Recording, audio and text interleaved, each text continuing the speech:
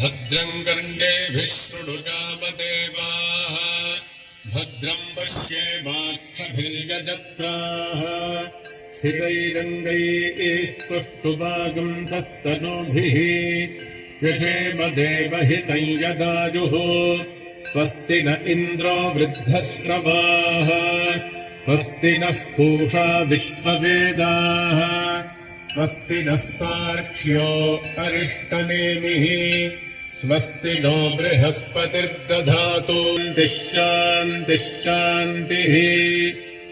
ॐ लं नमस्ते गणपतये त्वमेव प्रत्यक्षं तत्त्वमसि त्वमेव केवलं कर्तासि त्वमेव केवलं धर्तासि त्वमेव केवलं हर्तासि त्वमेव सर्वं खल्विदं ब्रह्मासि त्वं साक्षादात्मासि नित्यं ऋतं वच्मि तच्चात्तात् अवपुरस्तात् अवोत्तर सर्वं जगदिदं त्वयि प्रत्येति त्वं भूमिरापो नलो निलो नभः त्वं चत्वारि वाक्पदानि त्वं गुणत्रयातीतः त्वम् अवस्थात्रयातीतः त्वं देहत्रयातीतः त्वं कालत्रयातीतः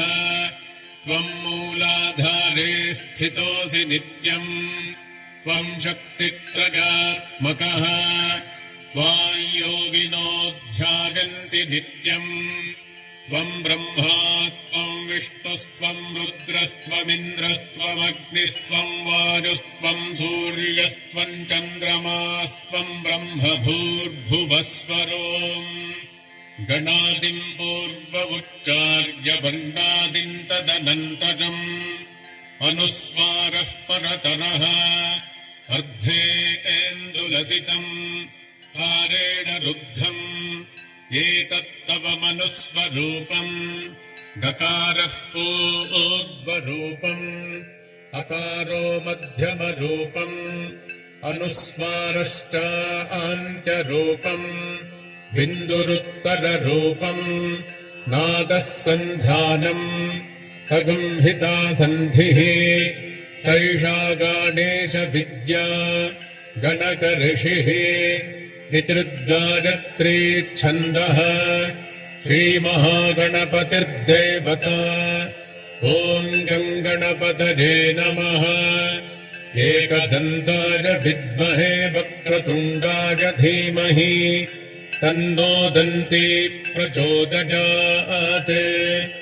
एकदन्तम् चतुर्हस्तम् पाशमङ्कुशधारिणम् रदम् च वरदम् हस्तैर्बिभ्राणम् मूषकध्वजम् रक्तम् लम्बोदरम् शूर्पकर्णकम् रक्तवाससम् रक्तगन्धानुलिप्ताङ्गम् रक्तपुष्पैः सुपूजितम् तानुकम्पिनम् देवम् जगत्तार्व्रातपतये नमो गणपतये नमः प्रमथपतये नमस्ते स्तुलम्बोदरायैकदन्ताय विघ्नविनाशिने शिवसुताय श्रीवरदमूर्तये नमो नमः।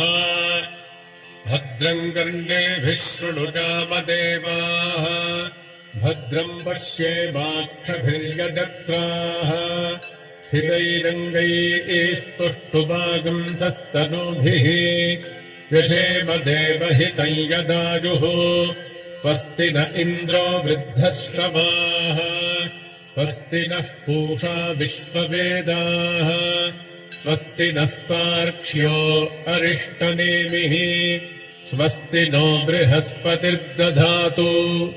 ॐ शान्तिः शान्तिः शान्तिः।